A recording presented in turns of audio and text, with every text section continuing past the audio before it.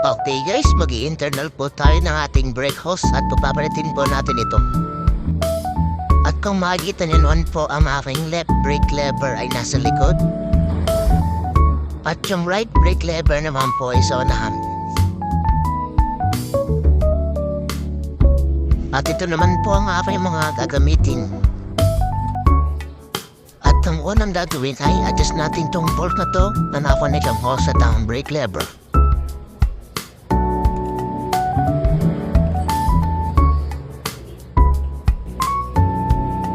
At guntingin ang sintay. At napag-iwalay na natin ang brake lever at ang hose. At ang sunod naman ay internal natin ang brake hose. Para bago natin ma-internal ang hose, kailangan natin putulin ang hose at maalis ang gold na yan. Naputol na para maganda at ayos ang ating pag-internal. At ang una nating ilalagay ay yung brake hose clamp bago natin ipasok. At yan na malabas na sa kabilang butas. At yan na nga, tapos na ang ating pag-internal ng ating brake hose.